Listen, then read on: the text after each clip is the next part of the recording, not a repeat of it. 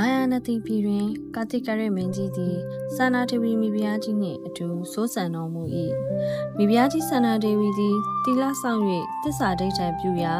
ဖျားလောင်းလက်သားသည်မိဖုရားကြီးဝမ်း၌တရေယူလေသည်ဆန္ဒဒေဝီမိဖုရားကြီးသည်သားတော်ကိုဖွားမြင်ခဲ့ရာမင်းကြီးနှင့်အတူပြည်သူပြည်သားအပေါင်းတို့ကဝမ်းမြောက်ဝမ်းသာဖြစ်ကြသောကြောင့်မင်းသားလေးအားတေမိယဟုအမည်ပေးခဲ့လေသည်တေမိယမင်းသားလေးတလရွယ်တွင်မင်းကြီးသည်သားတော်လေးရှေ့မှောက်၌ခိုးသားလေးဦးတို့ကိုအပြစ်ဒဏ်စီရင်လေသည်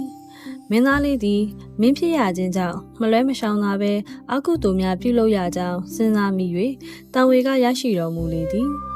မင်းသားလေးသည်ရှေးဘဝများက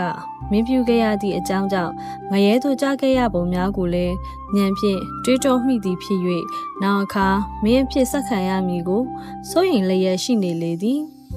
မင်းသား၏စိတ်တော်ကရောက်ရှိနေမှုကိုရှေးဘဝကမိခင်ဖြစ်ခဲ့ဘူးသောထီးဖြူတော်ဆောင်နတ်သမီးသိရှိလျင်မိခင်တပွဲဖန်ဆင်း၍မင်းသားထံသို့ရောက်ရှိလာခဲ့သည်ထီးဖြူဆောင်နတ်သမီးကမင်းဖြစ်မခံယူလိုလျင်စွန့်အားနာမကြားဟန်ဆောင်နေရန်မှာကြားခဲ့လေသည်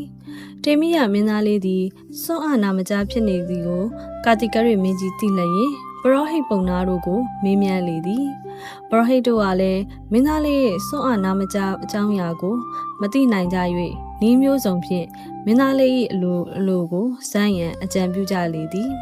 ထိုအခါမင်းကြီးသည်အထိန်တော်များအားမင်းသားလေးတစ်နှစ်အရွယ်သို့ရောက်သည့်အထိတစ်နေ့လုံးနှုတ်ကြိုက်တွေးခြင်းမပြုရန်မှာကြားလေသည်